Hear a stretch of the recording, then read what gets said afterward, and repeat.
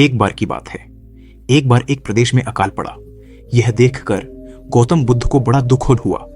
उन्होंने लोगों से कहा कि बहुत से लोग अन्न और वस्त्र के लिए तरस रहे हैं। उनकी सहायता करना हर मनुष्य का धर्म है। आप लोगों से जो कुछ बने वह दान करें। बुद्ध का उपदेश सुनकर सब लोग बिना दिए अपने अपने घर चले गए। एक गरीब व्यक्ति बैठा ही रहा। उसने सोचा कि मेरे पास तो ये वस्त्र हैं, अगर मैं इन्हें उतार कर दे दूंगा तो नंगा हो जाऊंगा। उसने फिर से सोचा कि मनुष्य बिना वस्त्र के पैदा होता है और बिना वस्त्र के ही चला जाता है। न जाने कितने साधु सन्यासी बिना वस्त्र के रहते हैं, फिर मैं बिना वस्त्र के क्यों नहीं रह सकता। उसने अपने वस्त्र उतारकर बुद्ध को दे दिए। भगवान बुद्ध ने उसे आशीर्वाद दिया। वह प्रसन्न होकर घर की ओर चल पड़ा। वह खुशी से चिल्लाकर कह रहा था, मैंने अपने आधे मन को जीत लिया है। तभी सामने से राजा की सवारी आ रही थी। उस गरीब की बात सुनकर राजा ने उसे अपने पास बुलाया और पूछा कि तुमने आधे मन को कैसे जीता है। उस गरीब ने कहा कि भगवान बुद्ध दुखियों के लिए दान मांग रहे थे। यह सुनकर मैंने अपने वस्त्र उतार दिए। पहले तो मेरे मन ने इनकार किया, फिर मैंने उसे समझाया कि मनुष्य बिना वस्त्र के पैदा होता है और मृत्यु होने पर साथ में कुछ भी नहीं जाता। राजा उसकी बात से बड़ा प्रसन्न हुआ। उसने मोतियों का हार और कीमती वस्त्र उसे दिए। उसने वह सब ले जाकर भगवान बुद्ध के चरणों में रख दिए।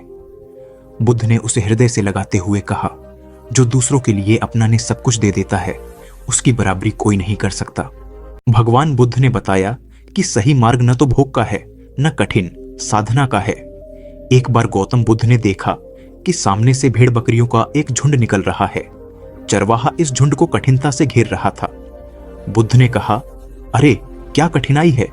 चरवाहे ने कहा, भगवान, मेरे इस झुंड में एक लंगड़ा मेमना है।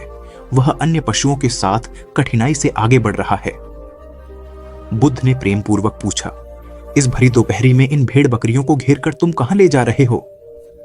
चरवाहे ने उत्तर दिया, मुझे राजा की आज्ञा मिली है कि आज सायंकाल राजा यज्ञ करा रहे हैं। उसमें बलि के लिए 100 भेड़ बकरियों की आवश्यकता है, अतः इनको वहां पहुंचाने जा रहा हूं। बुद्ध ने कहा, चलो मैं भी तुम्हारे साथ चलता हूं। उन्होंने लंगड़े मेमने को कंधे पर बिठा लिया और दोनों साथ साथ चल पड़े। जब वे नगर में घुसे तो लोगों ने देखा कि बुद्ध अपने कंधे पर एक मेमने को रखकर चले आ रहे हैं। कुछ लोग उन्हें जानते थे और कुछ नहीं भी जानते थे, पर उनके बारे में सुन में रखा था। लोग बोले, देखो यह वे तपस्वी जा रहे हैं जो सामने पहाड़ी पर रहते हैं। कैसे शांति के अवतार हैं। वे दोनों यज्ञ स्थल पर पहुंचे। राजसेवकों ने भेड़ बकरियों को गिना, पर जैसे ही वध स्थल पर नियुक्त व्यक्ति पशु की गर्दन काटने को उद्यत हुआ, बुद्ध ने कहा, राजन, वधकर्ता को खड्ग मत चलाने दो, पहले वह मेरी गर्दन पर खड्ग चलाए। हे राजन, पशुओं को छोड़ दो। वह राजा भगवान बुद्ध के आगे नतमस्तक हो गया। उसने बलि के लिए मंगवाए सभी पशुओं को छोड़ दिया और इस प्रकार उस राज्य से हिंसा का हमेशा हमेशा के लिए नामो निशान मिट गया। दोस्तों, हम सभी एक दूसरों को देखकर यह सोचते हैं कि हमसे सुखी तो वह है, उसके पास तो घर है, परिवार है, वो कितना खुश है, और मेरे पास तो सिर्फ और सिर्फ दुख है। आखिर असल जिंदगी में सुखी कौन है? आइए इसे एक छोटी सी कहानी के माध्यम से समझते हैं। नमस्कार दोस्तों, बहुत समय पहले की बात है। एक बार एक भिखारी गांव में भीख मांगने के लिए जाता है। भिखारी भीख मांगते मांगते एक किसान के दरवाजे पर पहुंचता है। वह भिखारी किसान के घर का दरवाजा खटखटाता है, लेकिन अंदर से कोई आवाज नहीं आती। दरवाजा खुला होने के कारण वह अंदर की ओर झांकता है, यह देखने के लिए कि कोई घर पर है या नहीं। वह देखता है कि किसान और उसका पूरा परिवार एक साथ बैठकर बात कर रहे हैं। बच्चे किसान के साथ लिपटे हुए हैं, खेल रहे हैं। भिखारी को लगा कि शायद किसी ने मेरी बात पर ध्यान नहीं दिया, इसलिए उसने फिर से आवाज लगाई। जब उसने दूसरी बार आवाज लगाई तो किसान की पत्नी ने सुना और उसके बाद कुछ अनाज लेकर घर से बाहर आई और उसे भीख दे दी। उसके बाद वह भिखारी वहां से चला गया और कुछ आगे चलकर वह यह सोचने लगा कि कितना खुशहाल परिवार है, कितने सुखी हैं। ये लोग परिवार में 2 बच्चे हैं और वे बच्चे पिता के साथ खेल रहे हैं। सब कुछ देखकर कितना अच्छा लग रहा था। काश मेरा भी परिवार होता। किसान का परिवार कितना खुश है, और एक मुझे देखो, दिन भर भीख मांगना पड़ता है, फिर घर आकर खुद से खाना बनाना पड़ता है और मुझे कितनी परेशानी होती है। इसके बाद वह भिखारी अपने रास्ते निकल गया और किसान के परिवार ने खाना खाया, और खाना खाने के बाद किसान अपनी पत्नी को कहने लगा कि घर खर्च के लिए पैसे नहीं हैं, बड़ी परेशानी है। साहूकार से 1000 उधार लेना पड़ेगा, पता नहीं वह देगा या नहीं। किसान की पत्नी ने उसे धैर्य रखने के लिए कहा और बोली, आप जाओ, आपको साहूकार पैसे दे देगा। किसान गांव में एक सेठ के पास गया जिसके पास कपड़े की दुकान थी। वह ब्याज पर लोगों को पैसा देता था। किसान ने सेठ से 1000 मांगे और जब सेठ किसान को पैसा दे रहा था तो उसने देखा कि वहां पैसों का हिसाब लगा हुआ है। किसान जब वहां से निकला तो वह सोच रहा था कि साहूकार कितना खुश है। मैं कहां 500 या 1000 के लिए घबरा रहा हूं, परेशान हो रहा हूं, और इस सेठ के पास 20,000 30,000 का हिसाब चल रहा है। किसान यह सोचते सोचते घर चला गया। सेठ की गांव में छोटी सी कपड़े की दुकान थी। गांव में कपड़े लाने के लिए उसे शहर जाना पड़ता था। वह शहर के एक बड़े दुकान से कपड़ा लाता था। अगले दिन वह सेठ शहर पहुंचा और वहां जो बड़े दुकान के सेठ जी थे उनसे मुलाकात की और उनसे सेठ से कहा कि कपड़ा खरीदना है। बड़े सेठ के पास उसका एक कर्मचारी संदेश आ रहा था कि 1 लाख का फायदा हो गया, 2 लाख का फायदा हो गया, कोलकाता में माल पहुंच गया है, मुंबई में हो गया। ये सब उसको वहां देखने को मिला। जब गांव का सेठ वहां से निकला तो वह सोचने लगा कि हम अपने आप को इस गांव का सबसे बड़ा सेठ मानकर बैठे हैं और 5,000 10,000 में खेल रहे हैं। यहां तो लाखों का फायदा हो रहा है। ये सोचते सोचते वह सेठ कपड़े लेकर अपने गांव के लिए रवाना हो गया। इसके बाद बड़े सेठ शहर वाला सेठ के पास उनका नौकर आया और बोला, एक उतार आया है मालिक, 7 लाख का घाटा हो गया है। सेठ जी का दिमाग ठनक गया। तभी दूसरा नौकर आया और बोला, आज आपको दावत में जाना है। अपने जो राय बहादुर साहब हैं उनके यहां दावत है। लॉर्ड साहब आने वाले हैं, आप तैयार हो जाइए। हमने मोटर गाड़ी लगा दी है। सेठ जी दुखी मन से तैयार हुए और गाड़ी में बैठ गए और कुछ देर के बाद सेठ जी राय बहादुर के घर पहुंच गए। वहां दावत सजी हुई थी। बड़े बड़े सेठ आए हुए थे। सेठ जी के लिए तो बैठने तक की जगह नहीं थी। जैसे तैसे इनको कुर्सी मिली। उसके बाद सेठ जी देखने लगे कि कमिश्नर आ रहा है, कलेक्टर आ रहा है, बड़े बड़े अधिकारी साहब आकर मिल रहे हैं। ये सब नजारा देखकर सेठ जी सोचने लगे कि कहां मैं अपने आप को सेठ मान कर बैठा हूं और कितना खुश हो रहा हूं। सबसे ज्यादा तो सुखी ये हैं। इनके पास बड़े बड़े अधिकारी आते हैं, चाय पीते हैं, हाथ मिलाते हैं, जलवा तो इनका है। इसके बाद सेठ जी राय बहादुर से मिले और उन्हें तोहफा दिया, खाना खाया और अपने घर के लिए रवाना हो गए। राय बहादुर साहब के यहां दावत खत्म हो चुकी थी और इनका सर दर्द होने लगा क्योंकि इन्हें दिन भर से चिंता थी कि दावत कैसी होगी। जाकर कमरे में लेट गए। नौकर आकर इनकी सेवा करने लगे। जब सर दर्द बढ़ गया तो डॉक्टर बुलाया गया। तभी राय बहादुर साहब के पास एक संदेश आया जिससे मालूम चला कि व्यापार में घाटा हो गया है। अब उनका सर दर्द और भी बढ़ गया। राय बहादुर ने अपने नौकरों से कहा, क्या जिंदगी है, बड़े बड़े अधिकारी को चाय पिलानी पड़ती है, पार्टी रखनी पड़ती है, वह सब करते हैं, इसीलिए हमें भी दावत रखनी पड़ती है, वरना कौन इतना सरदर्द मोल ले। तभी उन्होंने देखा कि खिड़की से एक भिखारी जा रहा था जो अपने हाथ में डंडा लेकर गाना गा रहा था। राय बहादुर साहब ने नौकरों से कहा, देखो जिंदगी में खुश तो यह है, सुखी तो यह है, इसको कोई चिंता नहीं है, ना घाटे की ना फायदे की। यह वही भिखारी था जो किसान को सुखी मानता था, खुश मानता था। दोस्तों, हर इंसान खुश तो है लेकिन वह अपने से धनवान व्यक्ति को देखकर दुखी हो जाता है और उसे लगता है कि सिर्फ धनवान व्यक्ति ही खुश और सुखी है। लेकिन धनवान होने के अर्थ यह नहीं कि वह व्यक्ति सुखी भी है। अगर आप जीवन में खुश और सुखी रहना चाहते हैं तो अपने से धनवान की ओर ना देखें, क्योंकि हो सकता है जो जीवन आप जी रहे हो वैसा जीवन पाने के लिए भी कुछ लोग तरस रहे हो। दोस्तों, दूसरी शिख जो हमें इस कहानी से लेनी चाहिए, जो हमें अपने आप से रूबरू करवाती है और हमारी असलियत दिखाती है कि हम जैसे हैं वैसे ही अच्छे हैं। एक छोटे से गांव में एक व्यक्ति रहता था जो पहाड़ से पत्थर तोड़ने का काम करता था। उस व्यक्ति को अपनी जिंदगी से कोई शिकायत नहीं थी। पूरे मेहनत और लगन से दिन भर काम करता और शाम को काम खत्म होने के बाद जो भी पैसा मिलता उसे लेकर अपने घर आता और अपने परिवार वालों के साथ कुछ समय व्यतीत करता था और फिर चैन से सो जाता था। ऐसा करते हुए उसे कई साल बीत गए थे। हर दिन की तरह वह अपना काम खत्म करके घर वापस जा रहा था। रास्ते में चलते चलते उसके मन में एक ख्याल आया कि यह भी कोई जिंदगी है। मैं सुबह से शाम तक पत्थर तोड़ने का काम करता हूं और शाम में मुझे थोड़े से पैसे मिलते हैं जिससे मुश्किल से मेरे और मेरे परिवार का गुजारा हो पाता है। शायद आज मुझे कहीं से कुछ ऐसी शक्ति मिल जाए जिससे मैं जो चाहूं वह पूरा हो जाए।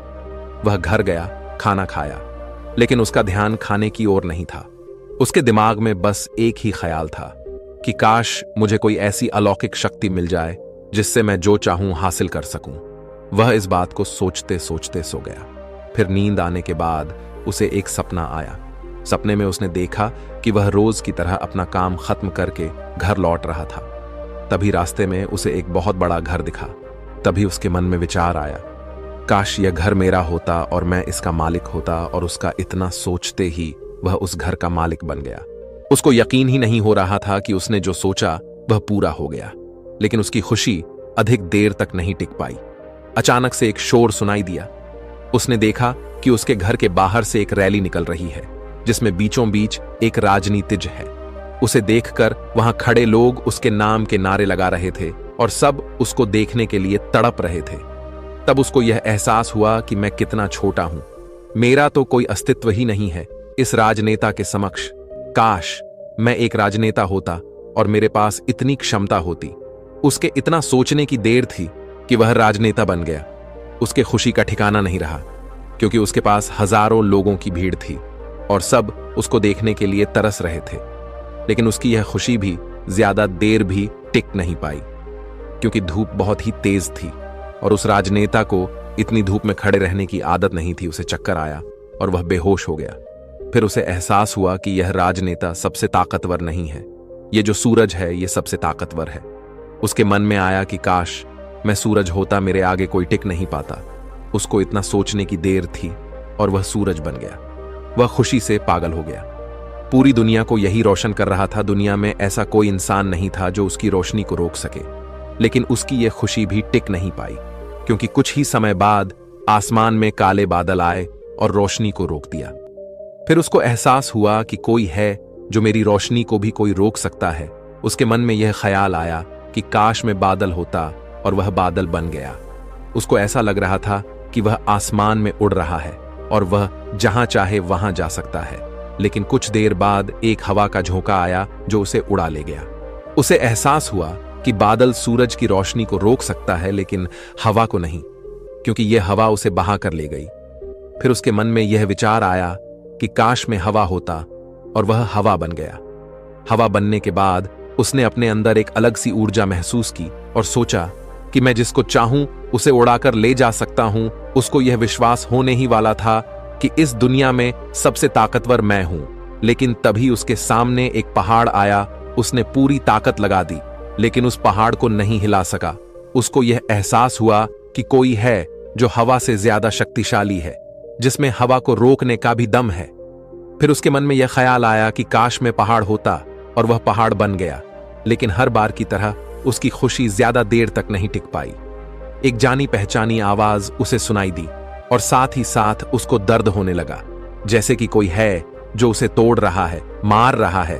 तब वह दर्द से चीखने लगा और उसके मन में आया, मैं वह बन जाऊं जो पहाड़ को तोड़ने का दम रखता है। लेकिन इस बार उसकी यह ख्वाहिश पूरी नहीं हुई। वह चीखने लगा, चिल्लाने लगा, अपनी पूरी ताकत लगा दी, लेकिन इस बार वह नहीं बन पाया। उसका दर्द बढ़ता ही चला जा रहा था। उस दर्द के कारण उसकी नींद खुली तो उसके सामने एक शीशा था। उस शीशे में खुद को देखा तो समझ आया कि मैं वह क्यों नहीं बन पा रहा था जो बनना चाह रहा था, क्योंकि कि असलियत में मैं वही हूं। दोस्तों, किसी से कुछ सीखना अच्छी बात है, लेकिन अपना अस्तित्व को भुलाकर किसी और के अस्तित्व को अपना लेना खुद का एवं साथ ही उस ईश्वर रूपी कारीगर का भी अपमान करना होता है, जिसे आपको सबसे अलग बनाया है। हम भूल जाते हैं कि हम सभी में एक ऐसी खासियत होती है जो हम सबको खास बनती है। बस उसे हमें खुद के अंदर तलाश करना होता है। इसलिए आप जैसे भी हैं, आप अच्छे हैं। आपको किसी के भी जैसा बनने की कोई जरूरत नहीं है। आप जैसे भी हैं, सर्वश्रेष्ठ हैं। अगर आपको कुछ बनना है तो अपने आप को पहचाने, अपनी क्षमताओं को पहचाने और अपना श्रेष्ठ संस्करण बने। और तिच्छारी सिख जो हमें इस कहानी से सीखनी चाहिए, एक गांव में एक राजा था जिसने अपने जीवन काल में कई लड़ाइयां जीती और काफी हद तक अपने साम्राज्य का विस्तार किया था, क्योंकि समय के साथ राजा की सूझबूझ और साहस के कारण साम्राज्य बढ़ता गया। राजा या तो अपने शत्रुओं को परास्त करके वहां अपने साम्राज्य का झंडा गाड़ देता था, या फिर शत्रु स्वयं उसके सामने आत्मसमर्पण कर देता था। साम्राज्य के अंदर भी सुख और शांति का माहौल था। लोग बिना किसी डर के खुशी से रहते थे। इसी तरह उनका जीवन अब 56 वर्ष का हो गया था। राजा बहुत खुशी और धूमधाम के साथ रहता था, लेकिन अब वह वयस्क हो चुका था। उसका एक ही बेटा था जिसकी उम्र सिर्फ 16 साल की थी। राजा जानते थे कि इतने बड़े साम्राज्य पर शासन करने के लिए उम्र से ज्यादा समझदारी और कुछ महत्वपूर्ण बातें मायने रखती हैं। जो इन बातों को अपना लेता है वह इतने बड़े साम्राज्य पर आसानी से शासन कर सकता है। तभी एक दिन राजा ने अपने बेटे को अपने कक्ष में बुलाया और कहा कि सुनो बेटा, ऐसा नहीं होता। इससे कोई फर्क नहीं पड़ता कि आप 16 साल के हैं या 56 साल के। दुनिया आपकी हैसियत के मुताबिक आपकी इज्जत करेगी। हर कोई चाहता है कि लोग उसकी इज्जत करें, उसे मजबूत समझे, लेकिन यह इतना आसान नहीं है। अगर आप चाहते हैं कि लोग आपका सम्मान करें तो सबसे पहले यह याद रखें, कभी भी किसी से आपका खुद का सम्मान करने के लिए ना कहे, किसी से सम्मान की भीख ना मांगे। ये कमजोरी की निशानी है, क्योंकि सम्मान लोगों के लिए एक शक्ति है। आप बने इतना अनमोल और शक्तिशाली ताकि उन्हें आपका सम्मान करना पड़े। क्या आप जानते हैं लोग समुद्र का सम्मान क्यों करते हैं? क्योंकि वह किसी को भी उसका सम्मान करने के लिए नहीं कहता है। समुद्र की शक्ति से प्रभावित लोग उसका सम्मान करते हैं क्योंकि वह शक्तिशाली है। लोगों के मन में समुद्र के प्रति सम्मान के अलावा आपके पास उस तरह की ताकत बनने का कोई और तरीका नहीं है ताकि लोगों को किसी भी स्थिति में आपका सम्मान करना पड़े। इसके लिए आप स्वयं को जीवन के हर पहलू में मजबूत और शक्तिशाली बनाएं। अपना वादा हमेशा पूरा करें, इससे आपको स्वचालित रूप से सम्मान मिलेगा।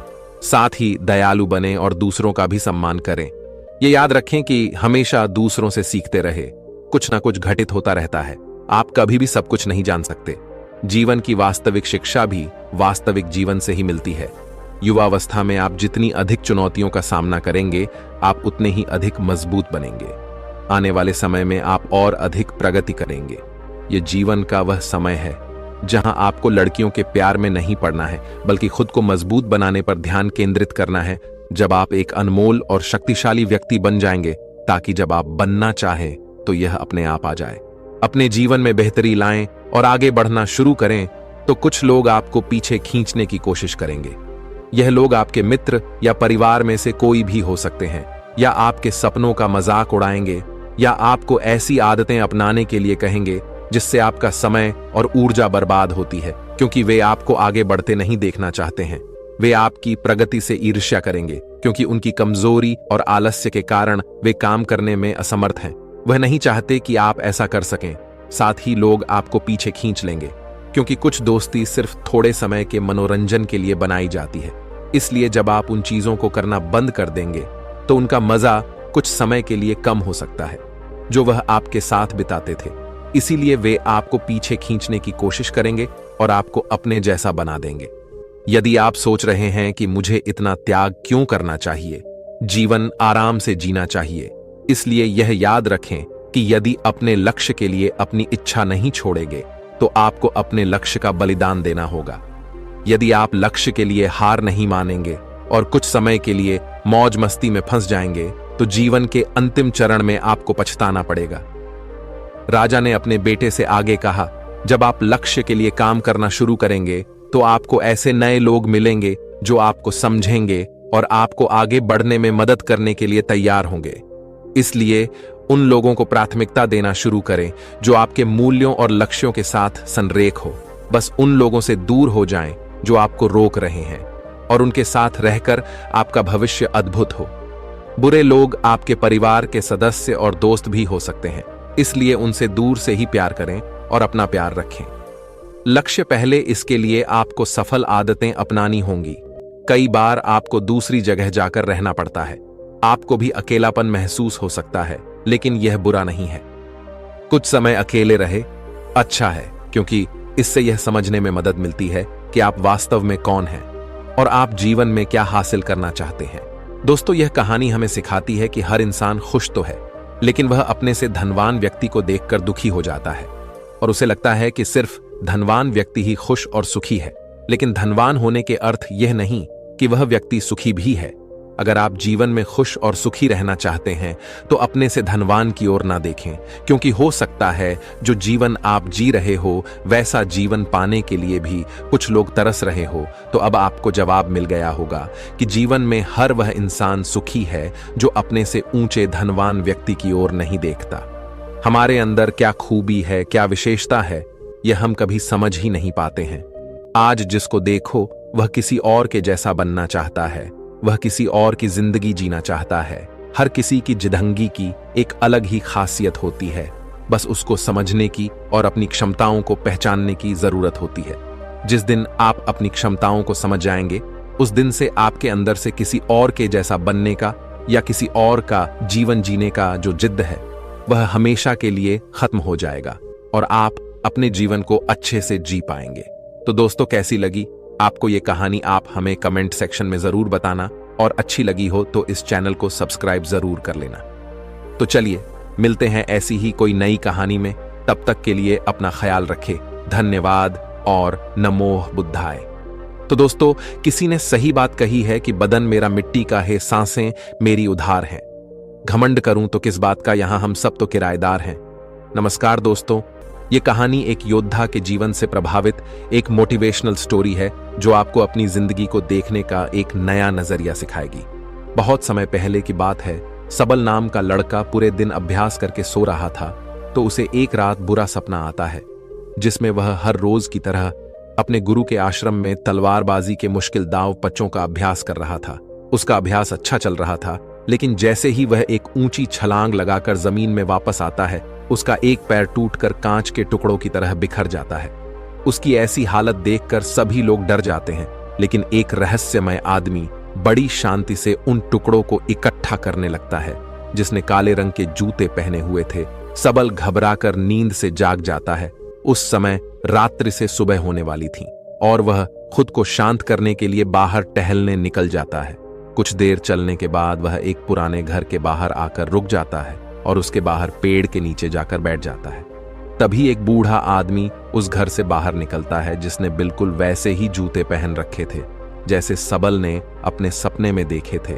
सबल उस बूढ़े आदमी से कहता है कि तुम्हारे पैरों में अलग अलग जूते हैं। तो जवाब में वह आदमी कहता है कि इसमें से एक जूता नया है और दूसरा पुराना। फिर सबल वहां से उठकर जाने लगता है और वह आदमी वहीं पर बैठ जाता है।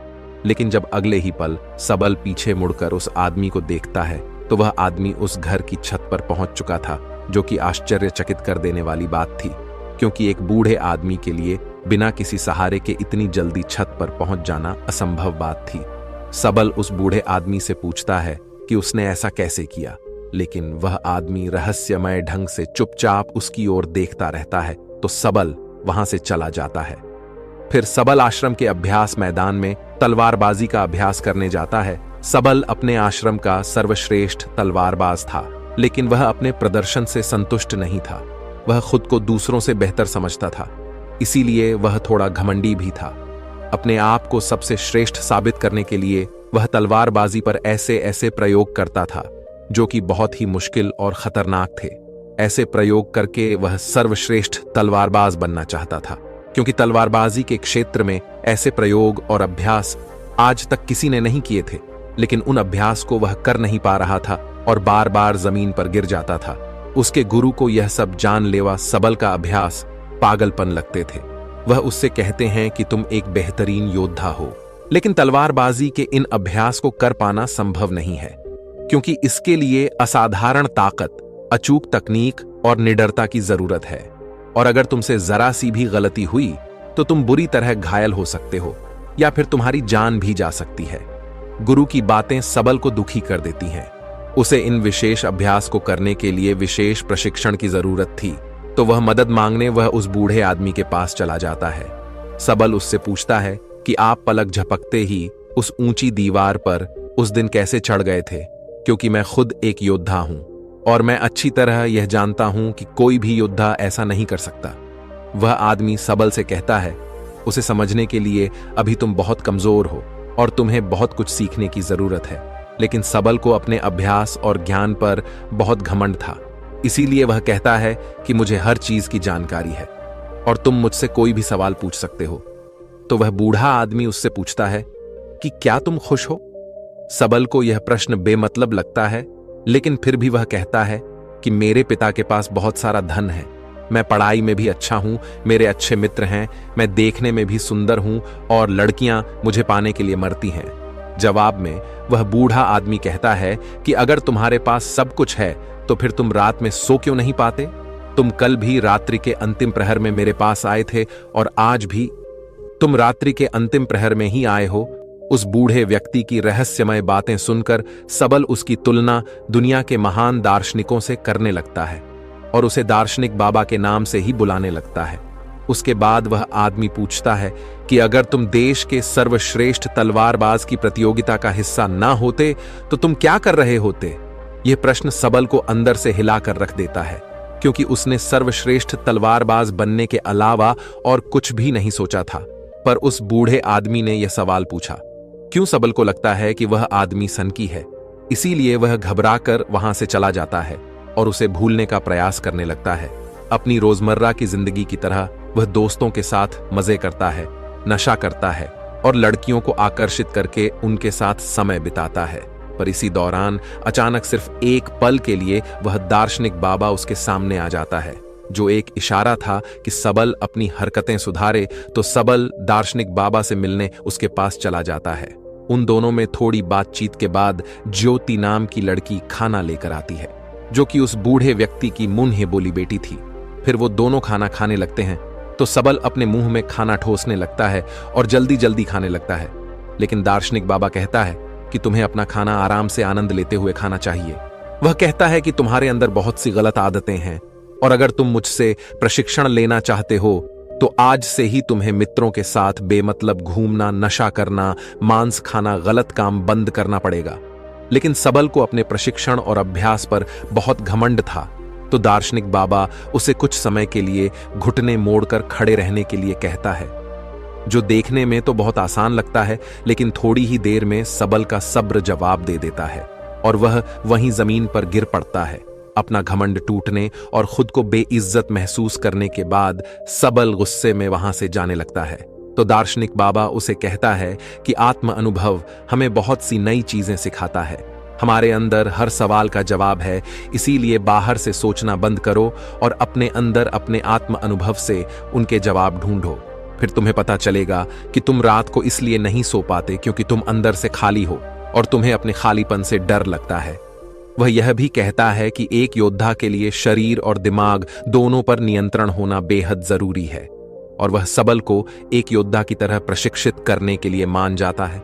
अगले दिन सबल जब अपने आश्रम के अभ्यास मैदान में जाता है तो वहां उसे पता चलता है कि उसके मित्र के हाथ में अभ्यास के दौरान गहरी चोट आ गई है और अब उसका मित्र देश की सबसे बड़ी प्रतियोगिता में हिस्सा नहीं ले पाएगा। इस बात से सबल के मित्र को प्रशिक्षित करने वाला शिक्षक बहुत परेशान था, क्योंकि वह तीरंदाजी में सबसे श्रेष्ठ योद्धा था। रात को सबल फिर दार्शनिक बाबा से मिलने जाता है। उस समय दार्शनिक बाबा बैलगाड़ी के पहिए को सुधार रहे थे। वह सबल से एक लोहे का टुकड़ा मांगता है तो सबल जानबूझकर उस लोहे के टुकड़े को बाबा की तरफ तेजी से फेंकता है, लेकिन बाबा बिना उसकी ओर देखे बड़ी आसानी से उस लोहे के टुकड़े को अपने हाथों में पकड़ लेता है। सबल दोबारा से ऐसा करता है, लेकिन दार्शनिक बाबा फिर से उसे बिना देखे पकड़ लेता है। दार्शनिक उससे कहता है कि हमारे दिमाग में लाखों बेतुके विचार चलते रहते हैं, जो हमारे लक्ष्य को धुंधला बनाकर हमें भटका देते हैं। फिर वह सबल को थप्पड़ मारकर उसे उकता है और बदले में मुक्का मारने के लिए कहता है। पहले तो सबल शांत रहता है, लेकिन जब वह दार्शनिक बाबा पर हमला करता है तो दार्शनिक उसे पलक झपकते ही उसे नीचे गिरा देते हैं और उससे कहता है कि अपने लक्ष्य के अलावा जो कुछ भी तुम्हारे दिमाग में चल रहा है वह सब बेकार है। उस कचरे को अपने दिमाग से बाहर निकाल दो। और वह उसे अगली सुबह नदी के पुल के ऊपर मिलने बुलाता है। अगले दिन जब सबल नदी के पुल पर पहुंचता है तो दार्शनिक उसे धक्का देकर पुल से नीचे गिरा देता है। सबल गुस्से में दार्शनिक पर चिल्लाने लगता है। तब दार्शनिक कहता है, जिस पल तुम नीचे गिर रहे थे उस पल तुम्हारा दिमाग बिल्कुल खाली था, अब फिर से उसमें कचरा भर चुका है। सबल गुस्से में कहता है कि मेरे दिमाग में कोई कचरा नहीं भरा है। तो दार्शनिक सबल के दिमाग पर नियंत्रण करके वह सब देखने लगता है जो उसके दिमाग में चल रहा था। फिर वह कहता है कि अगर तुम अपना ध्यान इन फिजूल के विचारों में रखोगे तो तुम अपने वर्तमान के पलों को जी नहीं पाओगे, और जब तुम अपना सारा ध्यान वर्तमान के पलों में रखोगे तब तुम्हें पता चलेगा कि तुम क्या कर सकते हो और इतने अच्छे से कर सकते हो। सबल को चोट लगने के बाद तीरंदाजी सिखाने वाला शिक्षक सभी छात्रों की परीक्षा ले रहा था। इस दौरान सबल दार्शनिक के सिखाए तरीके से अपने ध्यान को एकाग्र करने में सफल हो जाता है और पूरी एकाग्रता के साथ तीरंदाजी का बेहतरीन प्रदर्शन करके दिखाता है, जो कि शायद उसके मित्र से भी बेहतर था। सभी लोग ऐसे प्रदर्शन को देखकर हैरान रह जाते हैं। फिर उस रात दार्शनिक को पूरी बात बताता है। वह खुश था और उसे अपने प्रदर्शन पर नाज था, क्योंकि दूसरे खिलाड़ी योद्धा उससे जलने लगे थे, लेकिन दार्शनिक को उसकी बातों में कोई दिलचस्पी नहीं थी। वह कहता है कि तुम अभी भी अतीत में जी रहे हो और तुम्हें अपने प्रदर्शन पर घमंड भी है। इसका मतलब अभी तुम कुछ भी नहीं सीखे। इतना कहकर वह उसे घर जाने के लिए कहता है और आज रात उसे कुछ भी सिखाने से मना कर देता है। लेकिन यहां कुछ अजीब होता है। सबल वहां छुपकर सुबह होने का इंतजार करता है और सुबह होते ही दार्शनिक का पीछा करने लगता है। दार्शनिक सांभर के अभ्यास मैदान में चला जाता है और जाकर एक ऊंचे स्थान में बैठ जाता है। सबल दार्शनिक के बगल में जाकर बैठता है तो वह महसूस करता है कि वह सभी खिलाड़ी योद्धाओं के दिमाग को पढ़ पा रहा है। वह उनके दिमाग में चल रही सभी बातों को सुन सकता है। उसे हैरानी तो तब होती है जब सबल स्वयं को उस अभ्यास मैदान में आते हुए देखता है। यह देखकर वह अपनी जगह से नीचे गिर जाता है। फिर उसे पता चलता है कि यह सब तो उसका भ्रम है। ना तो सुबह हुई थी और ना ही उसने दार्शनिक का पीछा किया था। यह तो दार्शनिक था जो उसके दिमाग से खेल रहा था। दार्शनिक उससे कहता है कि अभी तो तुम्हें बहुत कुछ सीखना बाकी है, लेकिन सबल बुरी तरह से डर चुका था तो वह घबराकर वहां से चला जाता है। इस घटना का सबल पर उल्टा असर पड़ता है। उसका आत्मविश्वास नीचे गिरने लगा था, जो उसके साथी योद्धा भी महसूस करते हैं और उसका शिक्षक भी, क्योंकि उसका प्रदर्शन कमजोर पड़ने लगा था। अगले दिन वह दार्शनिक के घर के बाहर ज्योति को देखता है, जो कि दार्शनिक के लिए खाना लेकर आई थी। वह उससे कहता है कि मुझे लगा था कि दार्शनिक के तरीकों से मैं एक बेहतर योद्धा बन सकता हूं, लेकिन मेरे साथ बिल्कुल उल्टा हो रहा है। फिर दार्शनिक सबल से वो सारे काम करवाता है जो आज से पहले उसने कभी नहीं किए थे, जैसे कि कचरा साफ करना, गंदगी साफ करना, कपड़े धोना और लोगों की मदद करना, दोस्तों के साथ घूमना और गप्पे मारना, बंद मांस खाना। बंद सबल ये सब कर तो रहा था, लेकिन उसे यह सब बेमतलब लग रहा था। उसका प्रदर्शन सुधरने की बजाय दिन प्रतिदिन खराब होता जा रहा था, क्योंकि वह दार्शनिक की शिक्षाओं को समझ नहीं पा रहा था। और एक दिन तंग आकर वह दार्शनिक से झगड़ने लगता है।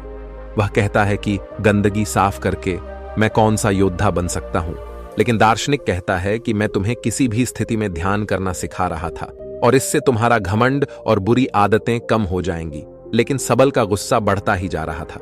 वह कहता है कि तुमने पहले दिन मुझसे पूछा था कि क्या मैं खुश हूं, तो आज मैं तुमसे पूछता हूं कि क्या तुम इस खंडहर घर में खुश हो।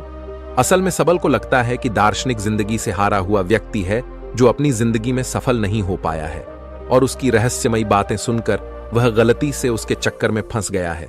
दार्शनिक उसे अपनी भावनाओं पर काबू करने के लिए कहता है, लेकिन सबल तो उसकी एक भी सुनने को तैयार नहीं था और गुस्से में वह दार्शनिक से कहता है कि अपनी खुशी में खुद तलाश लूंगा और अपना प्रशिक्षण छोड़कर वहां से चला जाता है। अफसोस सबल यह समझ नहीं पाया कि दार्शनिक उसे निस्वार्थ भाव से दूसरों की सेवा करना सिखा रहा था, जिससे उसका घमंड कम हो सकता था। खैर, सबल ने अपनी पुरानी दिनचर्या को वापस अपना लिया था, जैसे नशा करना, मांस खाना, दोस्तों के साथ बेबजाय का समय बर्बाद करना, लड़कियों को आकर्षित करके उनके साथ समय बिताना और दूसरों से श्रेष्ठ दिखने के लिए जानलेवा अभ्यास करना। एक दिन ऐसे ही जब वह खतरनाक अभ्यास कर रहा था, तब ऊंचाई से गिरने पर उसका पैर बुरी तरह घायल हो जाता है। इलाज के दौरान उसे पता चलता है कि उसके बाहिने पैर की हड्डी सिर्फ टूटी नहीं है, बल्कि चकनाचूर हो गई है, जिसमें अलग अलग 15 दरारें पड़ चुकी हैं। चिकित्सक उससे कहते हैं कि अगर तुम अपना ठीक से ध्यान रखोगे तो अगले कुछ महीनों में तुम चलने लगोगे। सिर्फ चलने सबल को पता चल चुका था कि उसका सर्वश्रेष्ठ तलवारबाज बनना अब लगभग असंभव हो चुका है, क्योंकि उसे चलने के लिए भी बैसाखी का सहारा लेना पड़ता था और उसका प्रशिक्षण भी पूरी तरह से बंद हो चुका था। टांग टूटने के साथ ही अब उसका घमंड भी टूट चुका का था। फिर एक दिन ज्योति उससे मिलती है उसे सबल की चिंता हो रही थी, क्योंकि देश की सबसे बड़ी प्रतियोगिता में हिस्सा लेने का उसका सपना टूट चुका था। वह दोनों एक दूसरे को अच्छी तरह से समझते थे और वह एक दूसरे को पसंद भी करने लगे थे। साब अपने सपने को यूं ही टूटता हुआ नहीं देखना चाहता था।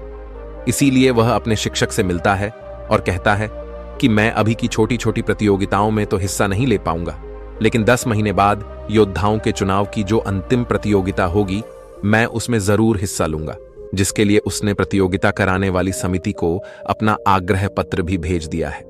लेकिन शिक्षक को उसकी हालत देखकर लगता है कि सबल अब कभी भी प्रतियोगिता में हिस्सा नहीं ले पाएगा, क्योंकि उसके पैर की हड्डियां टूटी हुई हैं और अब उसका प्रशिक्षण भी बंद हो चुका है। अपने सपने को टूटता हुआ देखकर सबल गुस्से से भर जाता है और घर जाकर तोड़फोड़ करने लगता है। यह दौर उसकी जिंदगी का सबसे मुश्किल दौर था। उसका सब कुछ बर्बाद हो चुका था। अब उसके जिंदा रहने का कोई मतलब नहीं था। इसीलिए अपनी जिंदगी खत्म करने के लिए वह एक ऊंची पहाड़ी पर चढ़ जाता है। इससे पहले कि वह नीचे कूद पाता, वहां कुछ अजीब होने लगता है। उसे एक इंसान नजर आता है, जो कोई और नहीं बल्कि उसी की बुरी परछाई थी। वह परछाई उसके घमंड, उसके गुस्से, उसके डर, उसके संदेह और उसके अंदर चल रही उथल पुथल को दर्शाती है। वह कोई और नहीं बल्कि उसी के अंदर का शैतान था, जो सबल को नीचे कूदने के लिए उकसा रहा था। यहां सबल समझ जाता है कि अगर वह अपने अंदर की सभी बुराइयों को खत्म कर देगा तो उसके अंदर शांति आ जाएगी। तभी वह शैतान नीचे गिरकर हमेशा के लिए खत्म हो जाता है। लेकिन यह सब तो बस उसका एक सपना था। वह शैतान तो अभी भी उसके अंदर ही था। उसने सपने के जरिए अपनी जिंदगी की सच्चाई को देखा था, तो मदद मांगने वो उस दार्शनिक के पास चला जाता है। सबल दार्शनिक के पास जाकर रोने लगता है। दार्शनिक उससे कहता है कि हर चीज का एक मकसद होता है। अब तुम्हें अपने सवालों के जवाब अपने अंदर से ही ढूंढने पड़ेंगे, और जब तक तुम्हें अपने अंदर से कोई खास जवाब नहीं मिलता, तब तक तुम उस पेड़ के नीचे बैठे रहो। सबल पेड़ के नीचे बैठकर सोचने लगता है। उसके पास समय तो बहुत था, लेकिन वह क्या सोचे उसे यह पता नहीं था। वह बार बार अपने नए जवाब के साथ दार्शनिक से मिलता, लेकिन हर बार दार्शनिक उसके जवाब से संतुष्ट नहीं होता था और उसे वापस भेज देता था। फिर सारी रात सोचने के बाद जब सुबह वह एक नई शादीशुदा जोड़े को देखता है, तो उसे अपना जवाब मिल जाता है। फिर सबल दार्शनिक के पास जाता है और कहता है कि हमारी जिंदगी का एक एक पल बहुत खास है, हमें अपनी जिंदगी की कद्र करनी चाहिए। उसका यह जवाब सुनकर दार्शनिक खुश हो जाता है। सबल को अपनी जिंदगी की कीमत पता चल चुकी थी। अब ऊंचाई से कूदने के विचार उसके दिमाग में नहीं आएंगे। दार्शनिक के साथ रहते हुए वह बहुत सी नई बातें सीखता है। दार्शनिक उसके अंदर फिर से जीने की आशा भरता है और अपनी जिंदगी फिर से शुरू करने के लिए उसे तैयार करता है। फिर एक दिन सबल अपने मित्रों से मिलता है और अतीत में अपने बुरे व्यवहार के लिए उनसे माफी मांगता है। उसके मित्र सबल का यह रूप देखकर हैरान रह जाते हैं। दार्शनिक के विचारों ने सबल को पूरी तरह से बदल दिया था, और एक दिन सबल दार्शनिक से कहता है कि वह उसी की तरह लोगों के निस्वार्थ भाव से सेवा करने के लिए तैयार है। लेकिन दार्शनिक उसे उसकी तलवारबाजी का प्रशिक्षण फिर से शुरू करने के लिए कहता है, पर सबल उससे सहमत नहीं होता। वह कहता है कि मेरे पैर की हड्डी टूटी हुई है, मैं यह नहीं कर सकता। दार्शनिक कहता है कि एक योद्धा कभी भी अपनी जीत या श्रेष्ठता की चिंता नहीं करता। उसे जो काम सबसे प्यारा है वह उसे करता रहेगा, चाहे उसमें उसकी जान ही क्यों ना चली जाए। फिर दार्शनिक उसे अभ्यास के लिए एक छोटे से मैदान में ले जाता है, जिसे उसने तब तैयार किया था जब सबल घायल होकर बिस्तर में पड़ा था। अपने पैर में 15 चोटें होने के बाद भी सबल पूरी मेहनत और लगन से अभ्यास करता है और खुद को आने वाली प्रतियोगिता के लिए तैयार करता है। और एक दिन जब वह अभ्यास के लिए अपने पुराने आश्रम में जाता है, तो उसे देखकर उसके साथी योद्धा और शिक्षक हैरान रह जाते हैं। लेकिन सबल की परेशानी तो तब बढ़ती है जब उसका शिक्षक उसे एक चिट्ठी देता है। प्रतियोगिता आयोजित कराने वाली समिति ने सबल की प्रतियोगिताओं में हिस्सा लेने के लिए मना कर दिया था। समिति ने सबल के चिकित्सकों से बात की। उन्होंने सबल के शिक्षक से भी पूछा, लेकिन शिक्षक ने सबल को अपने घमंड में आकर जानलेवा अभ्यास करते हुए देखा था। उसे लगता था कि सबल इस प्रतियोगिता के लिए पागलपन की किसी भी हद तक जा सकता है, जो एक दिन खुद को ही मार डालेगा। इसीलिए उसने साब की हिस्सेदारी का समर्थन नहीं किया। अपने मंजिल के इतने करीब आकर एक बार फिर से उसका सपना टूट जाता है। दार्शनिक उससे कहता है कि कोई भी असहमति पत्र तुम्हें रोक नहीं सकता, तुम वह करते रहो जो तुम्हें अच्छा लगता है। लेकिन सबल कहता है कि मेरा लक्ष्य सिर्फ अभ्यास करना नहीं, बल्कि देश की सबसे बड़ी प्रतियोगिता में स्वर्ण पदक जीतना है। दार्शनिक कहता है कि स्वर्ण पदक जीतना सिर्फ एक लालच है। अगर वह मिल भी जाए तो क्या, जब तक तुम अंदर से खुश नहीं हो, कोई भी बाहरी चीज तुम्हें खुशी नहीं दे सकती। दार्शनिक उसे अपनी भावनाओं पर काबू करने के लिए कहता है, लेकिन सबल बहुत परेशान था। वह गुस्से में आकर दार्शनिक से कहता है कि मैं अपना सब कुछ छोड़ने के लिए तैयार था, लेकिन तुमने मुझे फिर से प्रशिक्षण के लिए कहा। वह काफी हताश हो चुका था, उसे कुछ समझ नहीं आ रहा था, तो अपने अंदर से जवाब ढूंढने के लिए वह उस पेड़ के नीचे बैठ जाता है। दार्शनिक उसकी तरफ को देखता है तो उसे कल सुबह अपने साथ एक पहाड़ के ऊपर चलने के लिए कहता है, जहां कोई खास चीज है। फिर अगली सुबह सबल बुरी तरह थका देने वाला लंबा सफर तय करता है। दार्शनिक उसके आगे की तरफ था और पीछे पीछे सबल। जब वह पहाड़ी की चोटी पर पहुंचते हैं तो सबल दार्शनिक से पूछता है कि बताओ, आप मुझे क्या दिखाना चाहते थे, ये पहाड़, ये नजारा या फिर कुछ और? तो दार्शनिक उसके पैर के पास पड़े एक पत्थर की ओर इशारा करता है और कहता है कि मैं तुम्हें यह पत्थर दिखाने के लिए यहां लाया हूं। इतना सुनने के बाद सबल निराश हो जाता है। वह कहता है कि आधे दिन का इतना लंबा सफर तय करके हम यहां इस मामूली पत्थर को देखने आए हैं। फिर उसे एहसास होता है कि दार्शनिक जरूर उसे कुछ समझाना चाहता है। थोड़ी देर सोचने के बाद वह समझ जाता है कि जब तक उसे मंजिल के बारे में पता नहीं था, तब तक वह अपने सफर का आनंद ले रहा था और वह खुश था।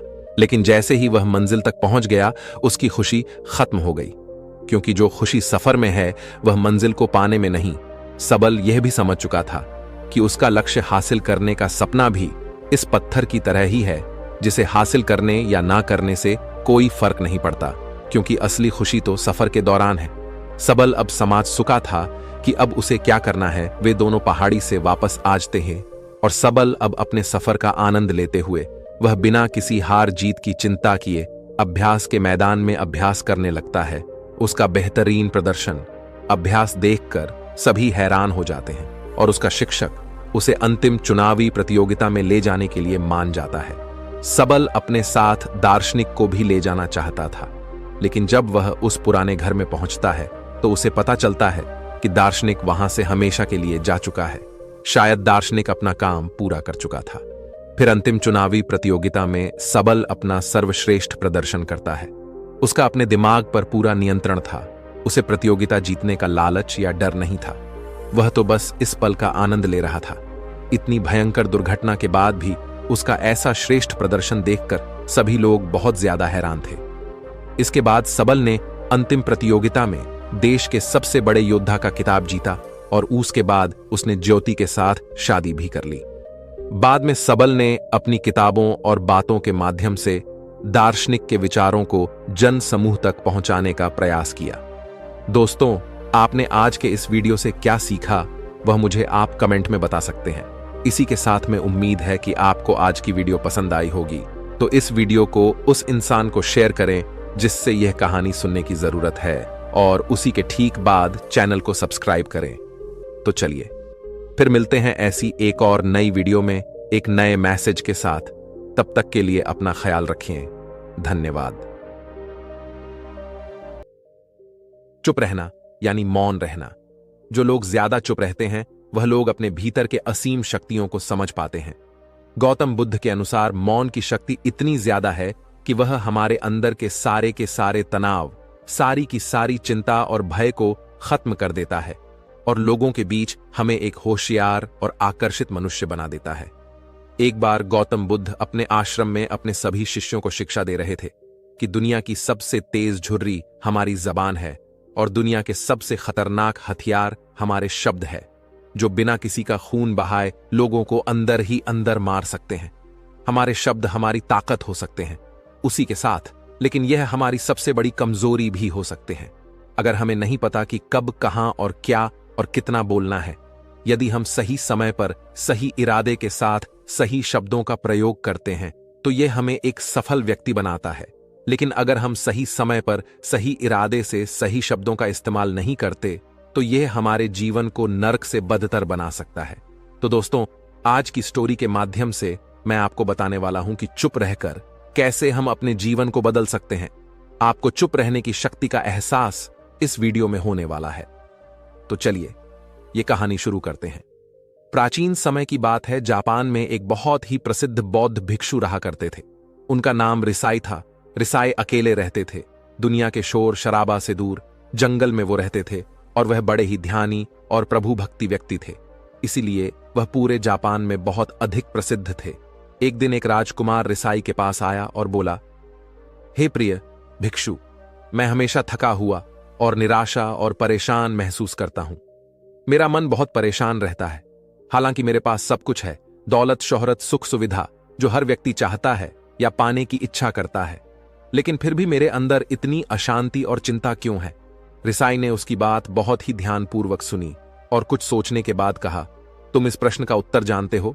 तुमने कभी इस प्रश्न को हल करने की कोशिश नहीं की है? रिसाई ने आगे कहा, मैं एक रिसर्च करना चाहता हूं। क्या तुम मेरा साथ उसमें दोगे? इस रिसर्च के बाद तुम्हारे जीवन में किसी भी तरह की अशांति और चिंता नहीं रहेगी। ये बातें सुनकर राजकुमार बहुत हैरान था। उसने रिसाई से कहा, बताइए मुझे क्या करना होगा? अपने मन की शांति के लिए मैं कुछ भी करने को तैयार हूं। राजकुमार की इन्हीं बातों को सुनकर भिक्षु ने कहा, तो फिर आप अगले 15 दिनों के लिए मेरे आश्रम में रहोगे और एक सामान्य व्यक्ति की तरह अपना जीवन व्यक्तित्व करोगे और इन 15 दिनों में तुम अकेले और चुपचाप रहोगे, जितना हो सके कम बोलोगे। राजकुमार उस भिक्षु की बातें सुनकर सहमत हो गया। पहले दिन राजकुमार को लगा कि उसका मन सामान्य से अधिक परेशान और विचलित है। उसके मन में तरह तरह के विचार आ रहे थे और वह आम लोगों की तरह जीवन जीने में असहज महसूस कर रहा था। उसे अंदर से बोलने की इच्छा हो रही थी, लेकिन वह चुपचाप रहा। उसके मुंह से एक भी शब्द नहीं निकला, बस मन मारकर चुपचाप बैठा रहता। लेकिन रात होते होते उसके अंदर ही अंदर शांति का अनुभव होने लगा। उसके लिए यह अनुभव अजीब था। वह खुद से पूछ रहा था कि वह अंदर ही अंदर इतना खुश क्यों है और उसकी आंतरिक बेचैनी और उसकी चिंता कम क्यों होने लगी है। अगले दिन राजकुमार अकेला चुपचाप बैठा रहा और वह प्रकृति को निहार रहा था। वह पौधों को, फूलों को, आकाश में उड़ रहे पक्षियों को। वह अपने जीवन में पहली बार यह अद्भुत दृश्य महसूस कर रहा था कि उसके पास कितनी सुंदरता है। वह दिन भर प्रकृति की सुंदरता को निहारता रहता और उसकी ताजगी को महसूस करता रहता। इसी तरह से 10 दिन हुए और उसके मन की सारी बेचैनी, सारी हलचल, सारी उथल पुथल और सारा तनाव गायब हो गया। 11वें दिन की सुबह राजकुमार फिर एकांत में बैठ गया और कुछ मिनट में उसकी आंखें अपने आप बंद हो गईं और वह गहरे ध्यान में चला गया। वह पूरे दिन वहीं पर आंखें बंद करके बैठा रहा और गहरे ध्यान में डूबा रहा। न कोई शब्द, न कोई चिंता। राजकुमार भीतर से असीम शांति और आनंद से भर गया। राजकुमार अपने बाकी के 4 दिन इसी तरह से ध्यान में बिताने के 15 दिन बाद रिसाई के सामने प्रस्तुत हुआ और उनको प्रणाम करके बोला, प्रिय भिक्षु, मुझे उत्तर मिल गया कि मेरे मन में इतनी उथल पुथल और चिंता क्यों थी। मैं जान गया कि मेरा मन इतना अशांत और विचलित क्यों था। रिसाई मुस्कुराते हुए पूछे, बताओ क्या उत्तर मिला तुम्हें? राजकुमार ने कहा, मैं आवश्यकता से अधिक बातें करता था। मैं किसी पर भी अपने शब्द और ऊर्जा व्यर्थ करता था। मैं दिन भर अपने लोगों से फालतू की बातें करता रहता और फिर उन्हीं के बारे में अकेला सोचता रहता और ज्यादा समय नकारात्मक ही सोचता रहता। इस तरह मैं बस अपना समय बर्बाद कर रहा था। ज्यादा बोलने और नकारात्मक सोचने की वजह से मेरा मन अशांत और बेचैन हो रहा था और इसी वजह से मैं किसी भी काम को ठीक से नहीं कर पा रहा था, जिसकी वजह से मैं हर काम में असफल होने लगा और फिर इन्हीं लगातार मिलने वाली असफलताओं की वजह से ही मैं और भी उदास और चिड़चिड़ा हो गया था। इन्हीं सभी चीजों की वजह से मेरा जीवन नष्ट हो रहा था। लेकिन यहां पर बीते हुए 15 दिन मेरे लिए पूरी तरह से अलग थे। मुझे कुछ अलग ही एहसास यहां पर हो रहा था। मुझे ऐसा लग रहा था कि मैं अपना पूरी तरह से जिंदगी जी रहा हूं, लेकिन इससे पहले मैं अपना जीवन गलत तरीके से जी रहा था। और मैंने यह भी सीखा कि हमें सिर्फ ध्यान करने की जरूरत नहीं है। ध्यान अपने आप होता है जब हम शांत और मौन होते हैं। ध्यान के पिछले कुछ दिनों के दौरान मैंने जो पहली चीज सीखी वह यह है कि मनुष्य के जीवन की सबसे महत्वपूर्ण चीज स्वयं को जानना ही है। यह सुनकर रिसाई ने कहा, सिर्फ तुम ही नहीं, दुनिया में ज्यादातर लोग जरूरत से ज्यादा बोलते हैं। आज भी लोग ज्यादातर समय केवल एक दूसरे को नीचा दिखाने के लिए ही बोलते हैं। कुछ लोग ना चाहते हुए भी बातें करते हैं और अपना जीवन बर्बाद कर लेते हैं। रिसाई ने राजकुमार को चुप रहने का महत्व समझाते हुए कहा। एक बार गौतम बुद्ध से उनके शिष्यों ने पूछा, प्रिय बुद्ध, आप ज्यादा समय चुप क्यों रहते हैं? बुद्ध ने कहा, क्योंकि चुप रहने से व्यक्ति अंदर से आनंद शांति की गहराइयों में होता है। मौन अपने भीतर की ओर उतरने की पहली सीढ़ी है। मौन के बिना स्वयं को जानना असंभव है। स्वयं को जानने और समझने का पहला नियम है कि मौन हो जाओ, उतना ही बोलो जितना अत्यंत आवश्यक हो। बेफिजूल की बातें करना छोड़ दो। तुम अचानक पाओगे कि 90% से भी ज्यादा लोग व्यर्थ ही ज्यादा बोलकर अपना समय बर्बाद कर रहे हैं। न बोलने का कोई भी नुकसान नहीं है, लेकिन यदि आप ज्यादा बोलते हैं तो आप अत्यधिक गलती कर देते हैं। अगर व्यक्ति कम बोलना शुरू कर दे तो दुनिया की 90% मुसीबतें कम हो जाएंगी, झगड़े फसाद कम हो जाएंगे, उपद्रव कम हो जाएंगे। अगर लोग चुप रहना सीख लिए तो संसार की बहुत सारी समस्याएं हैं, बहुत सारा उपद्रव सिर्फ बोलने से पैदा होता है। सारी बात मौन सीखने की है। जब तुम नहीं बोलते तब तुम एकांत में अकेले हो गए, भीड़ में भरे बाजार में खड़े होकर भी नहीं बोलते, हिमालय की शिखर में पहुंच गए। जिसे मौन की कला जान ली वह भीड़ में भी अकेले होने की कला जान लेता है। एकांत में तो आदमी स्वर्ग में है, दूसरे की उपस्थिति ही बेचैनी पैदा करती है। पहले तुम्हें चुप रहने की शक्ति को धारण करना होगा, इससे तुम अधिकतर ऊर्जा को बचा लोगे और फिर उस स्थिति में पहुंच जाओगे कि तुम कभी भी ज्यादा नहीं बोल पाओगे। अगर तुम किसी की यहां पर जा रहे हो और परेशान हो जाओ तो ऐसे में उचित है कि आंखें बंद कर लो और अपने में खो जाओ। वहां से आपको ताजगी महसूस होगी, क्योंकि तुम्हारे अंदर ही जीवन का वह स्रोत छिपा हुआ है, वह किसी दूसरे में नहीं है। इसके बाद राजकुमार उन रिसाई से पूछते हैं, आखिर कौन हमें अपने अंदर तक ले जाएगा? यह बातें सुनकर रिसाई कहते हैं, तुम्हें स्वयं ही अपने अंदर उतरना होगा और वहीं से परम राज्य जीवन का आनंद ले पाओगे। आनंद का यही से जन्म हुआ है, यहीं से तुम मौत में डूब जाओगे, यही तुम्हारा सूरज उदय होगा और यही से अस्त होगा। इसी प्रकार तुम बार बार चुटकी लगाओ। जब भी तुम चुटकी लगाकर वहां से लौटोगे तो पाओगे कि फिर तुम्हारे जीवन में एक ताजगी भरी नई संपदा मिली है और इस नई शक्ति के जन्म होने से तुम्हारी थकान चली जाएगी, उदासी चली जाएगी और चिंता चली जाएगी। जैसे कोई स्नान करके लौटता है तो शरीर शीतल हो जाता है, शांत हो जाता है, ऐसे ही जब भीतर से साफ होकर वापस आता है, मौन में स्नान करके लौटता है, तो समस्त अस्तित्व व्यक्तित्व शांत और मौन हो जाता है, आनंदित हो जाता है। जब तुम आंतरिक मौन की उस पराकाष्ठा पर पहुंच जाओगे तब तुम पाओगे कि बोलने से भी तुम्हारा मौन खंडित नहीं होता, वह बना ही रहता है। उसकी एक अंतर्धारा लगातार तुम्हारे भीतर बहती रहती है। तुम बोलते हो, तुम शब्दों का उपयोग भी करते हो, लेकिन वह तुम्हारे मन को खंडित नहीं कर पाती। एक बार गहरी मौन में स्थिर हो जाओ, फिर तुम्हारी वाणी में भी मिठास आ जाएगी। तुम्हारा बोलना संगीतपूर्ण होगा, तुम्हारा बोलना सत्य होगा। तुम बोलोगे तो दूसरों पर भी शीतलता छा जाएगी। जैसे ही तुम अंदर से चुप होते हो, तुम इतने शक्तिशाली होने लगते हो कि समाज के निर्भरता तुम छोड़ने लगते हो और तुम्हारे जीवन में एक मस्ती आती है जो कि केवल दीवानों के जीवन में होती है। तुम्हारे चेहरे पर एक नई रौनक आ जाती है, तुम्हारी आंखें किसी अमृत के समान हो जाती हैं और तुम अनंत शांति के समुद्र में डूबने लगते हो। इतना कहकर भिक्षु रिसाई ने अपनी बात खत्म की और वह मौन में चले गए। राजकुमार उनका धन्यवाद करके अपने महल में चला गया। दोस्तों, आपने भी अनुभव किया होगा कि बहुत ज्यादा बात करने से दिमाग अशांत हो जाता है, जिससे हम अपने दिमाग पर नियंत्रण खो देते हैं और साथ ही अपना ध्यान भी खो देते हैं। जो लोग बहुत ज्यादा बोलते हैं उनके पास किसी एक काम पर ध्यान केंद्रित करने की काबिलियत नहीं होती। वह अपने किसी भी लक्ष्य पर पूरी तरह से ध्यान केंद्रित नहीं कर पाते। अगर हमारा दिमाग एक जगह केंद्रित नहीं है तो हम जीवन की सच्चाई नहीं समझ पाते और ना ही मनचाही सफलता कभी हासिल कर पाएंगे। इसके अलावा भी आपने देखा होगा कि जो लोग अधिक बोलते हैं वह अक्सर लोगों के बीच हंसी का पात्र बन जाते हैं, और जो लोग कम बोलते हैं और अपनी बात पर कायम रहते हैं उन्हें लोगों से सम्मान मिलता है। लोग उनकी बातों को सुनते हैं और उन पर भरोसा भी करते हैं। जो लोग जरूर से अधिक बोलते हैं और अपने विचारों के बारे में पक्के नहीं होते, उनका दिमाग स्थिर और विचलित रहता है, शोर से भरा रहता है, और एक अशांत दिमाग वाला व्यक्ति जीवन में किसी भी चीज में सफल नहीं हो पाता, क्योंकि वह किसी भी काम में फोकस नहीं कर पाता।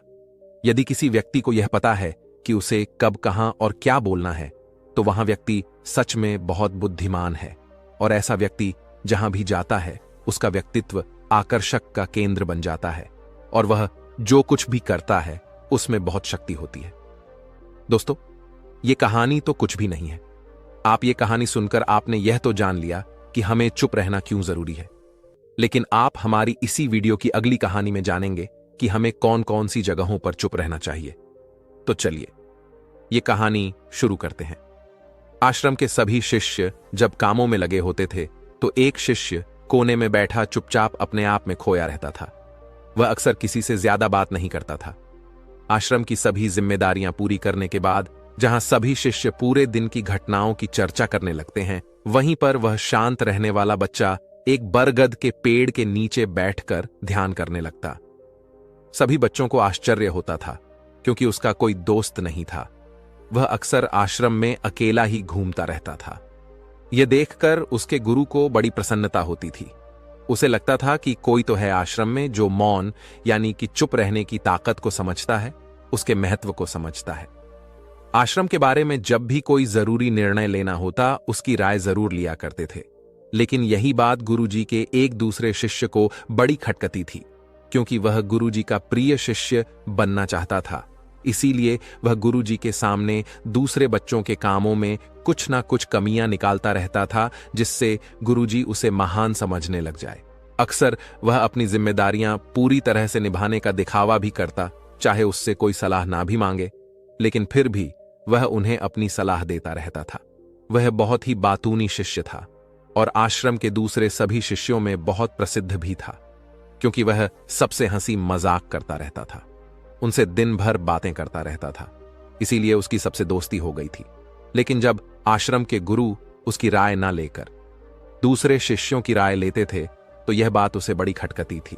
उसे यह लगता था कि वह उस दूसरे शिष्यों से ज्यादा बुद्धिमान है, लेकिन गुरुजी फिर भी उसकी तरफदारी करते हैं। ऐसा नहीं था कि गुरुजी को बातूनी शिष्य के स्वभाव के बारे में पता नहीं था, लेकिन गुरुजी उसे अपने तरीके से सीख देना चाहते थे ताकि कि ज्यादा बोलने की आदत, दिखावा करने की आदत, दूसरों में कमियां निकालने की आदत हमेशा हमेशा के लिए खत्म हो जाए और वह मौन रहकर ध्यान की गहराइयों को छुपाए।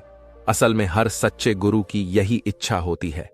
वह किसी तरीके से उस बातूनी शिष्य को एहसास कराना चाहते थे कि चुप रहने से ही उसे असीम सत्य को जाना जा सकता है। उस विराट का एहसास चुप होकर ही किया जा सकता है। एक दिन गुरुजी को एक तरीका सूझा। उन्होंने आश्रम के सभी बच्चों को अपने पास बुलाया और कहा कि मैं तुम सभी को दो दो हिस्सों में बांटकर अलग अलग गांवों में भिक्षा मांगने के लिए भेज रहा हूं, और जो भी दो बच्चे सबसे ज्यादा भिक्षा मांगकर लाएंगे उन दोनों को आश्रम की सभी जिम्मेदारियां निभाने का मौका दिया जाएगा। अपनी बात जारी रखते हुए गुरुजी ने बताया कि भिक्षा मांगने से हमारा अहंकार खत्म होता है, इसीलिए हर शिष्य पूरे मन से भिक्षा मांगे। कोई भी इस काम को औपचारिकता में ना ले, वरना तो वह अपने जीवन का बहुत बड़ा ज्ञान खो देंगे। आश्रम के गुरुजी ने जानबूझकर बातूनी शिष्य और चुप रहने वाले शिष्य की जोड़ी बना दी। बातूनी शिष्य के मन में सिर्फ एक ही बात चल रही थी कि इस बार उसे मौका मिला है और इस बार वह गुरुजी को दिखा देगा कि वह चुप रहने वाले शिष्य से कितना ज्यादा प्रतिभावान है।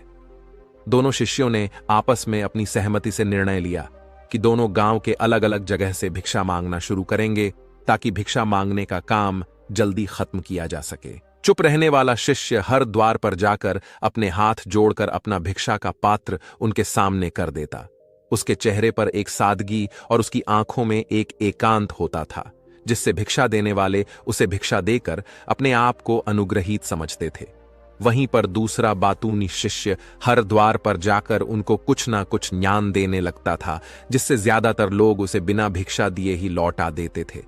पूरे गांव में भिक्षा मांगकर जब दोनों गांव के बीच में मिले तो बातूनी शिष्य ने देखा कि चुप रहने वाले शिष्य के पास उससे दुगुनी भिक्षा थी। यह देखकर उसे मन ही मन बहुत ठेस पहुंचा। लेकिन जब वह दोनों भिक्षा का सामान लेकर आश्रम की तरफ जा रहे थे तब बातूनी शिष्य को एक चालाकी सूझी। उसने चुप रहने वाले शिष्य से कहा कि हमें अपनी भिक्षा एक ही थैले में डाल लेने चाहिए। गुरुजी ने हम दोनों को एक साथ भिक्षा लाने के लिए कहा था। चुप रहने वाले शिष्य ने बिना कुछ बोले अपनी सारी भिक्षा उसके थैले में डाल दी। बातूनी शिष्य मन ही मन बहुत खुश हो रहा था कि अब गुरुजी को यह पता नहीं चलेगा कि ज्यादा भिक्षा हम में से किसने मांगी। उसे लग रहा था कि गुरुजी मुझे इससे कम प्रतिभावान समझेंगे। इसीलिए उसने यह तरकीब लगाई। सभी शिष्यों के आने के बाद संध्या के समय जब सभी की भिक्षा तो ली गई, तो इन दोनों शिष्यों की भिक्षा सबसे ज्यादा निकली। गुरुजी ने इन दोनों का अभिवादन करते हुए आश्रम के सभी बच्चों के सामने उनकी पीठ थपथपाते हुए उन्हें मुबारकबाद दी और कहा कि मैं आश्रम का कार्यभार तुम दोनों को नहीं सौंप सकता। इससे आपसी मतभेद होने का खतरा रहता है। इसीलिए तुम दोनों में से जो ज्यादा भिक्षा लेकर आया है, आश्रम की जिम्मेदारी उसे ही सौंपी जाएगी।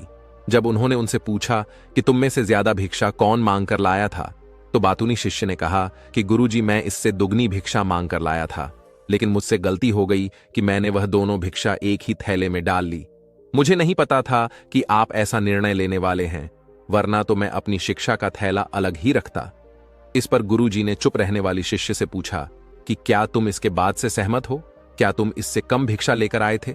यह सुनकर चुप रहने वाले शिष्य ने कहा कि गुरुजी, मेरे पास ऐसा कोई साधन नहीं है जिससे मैं यह साबित कर पाऊं कि मैं इससे ज्यादा भिक्षा लेकर आया था। असल में यह उल्टा बोल रहा है।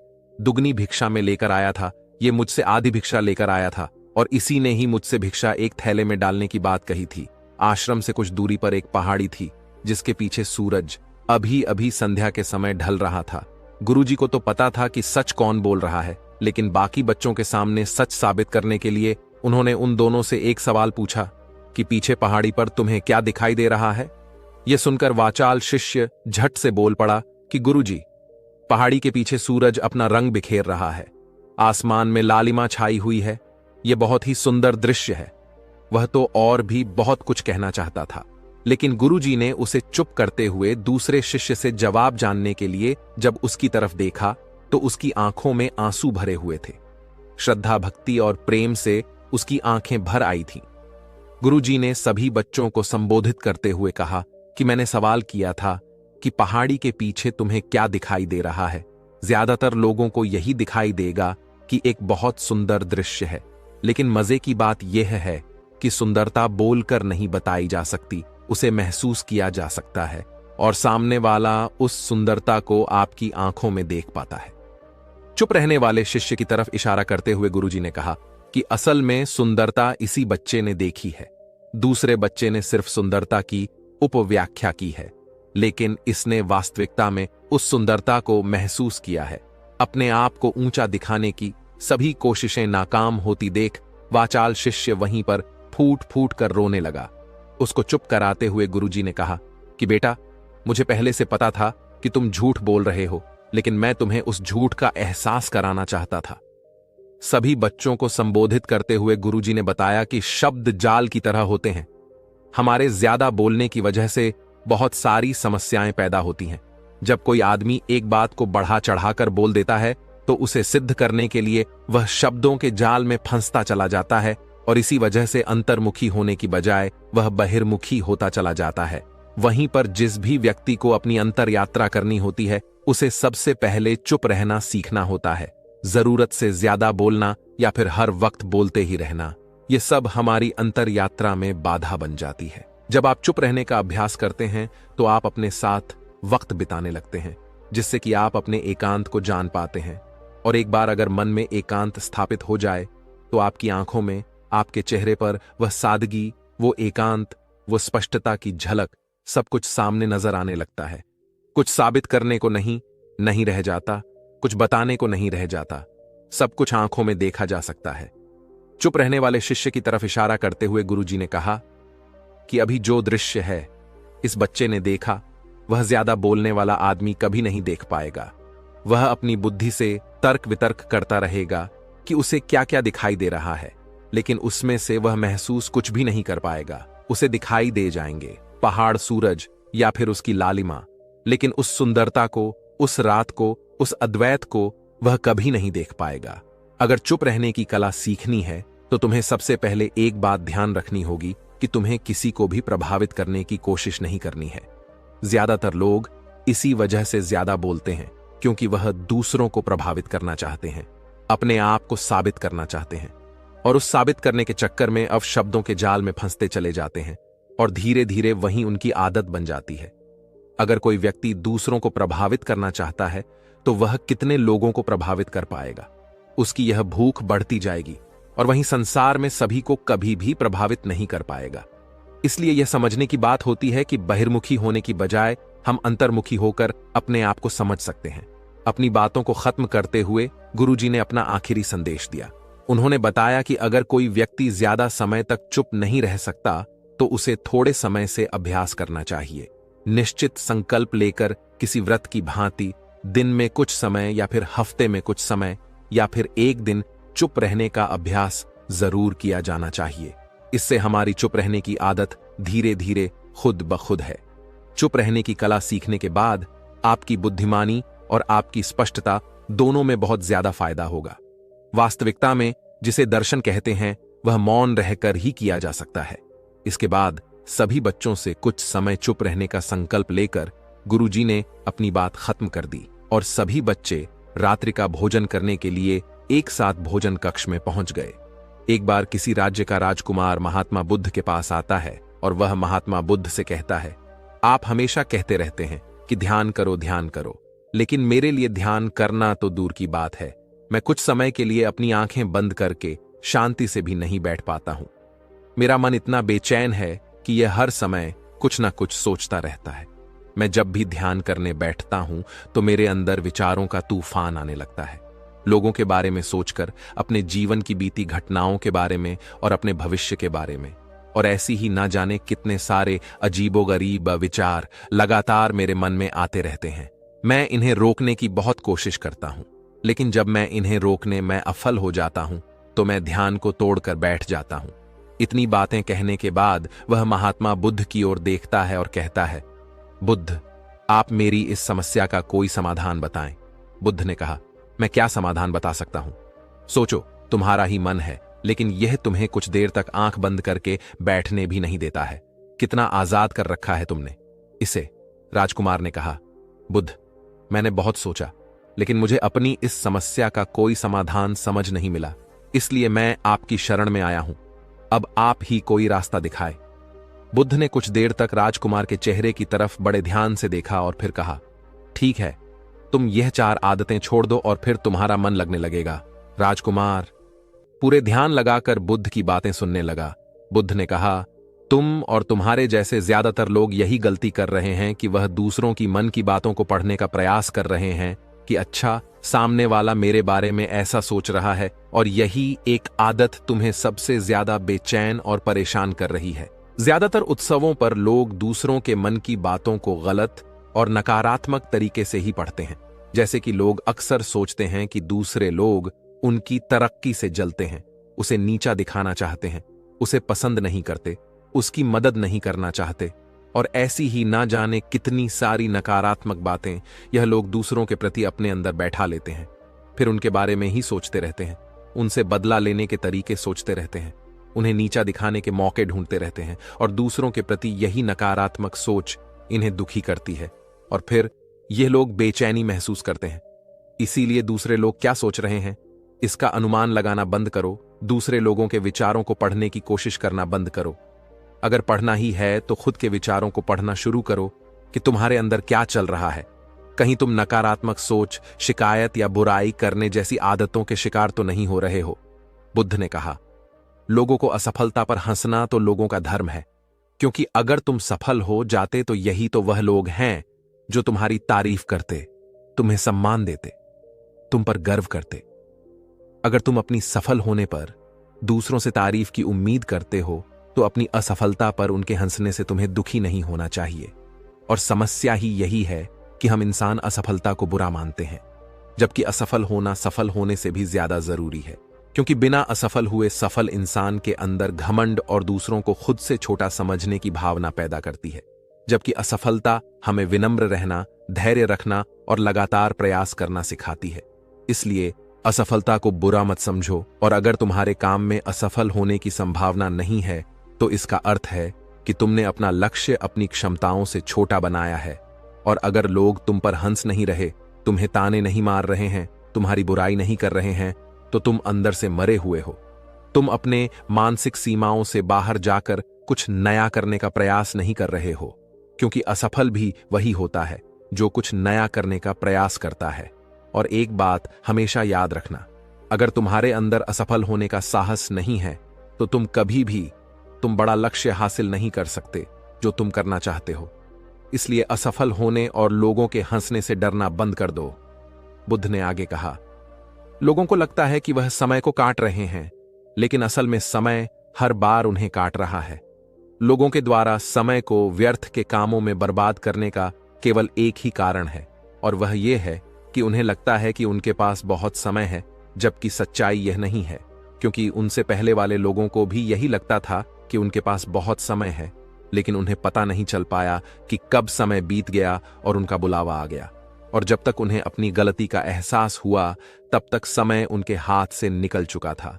बस पश्चाताप रह गया था कि सारा जीवन व्यर्थ के कामों में बर्बाद कर दिया, और फिर वह चले गए इस दुनिया से बिना खुद को जाने बिना।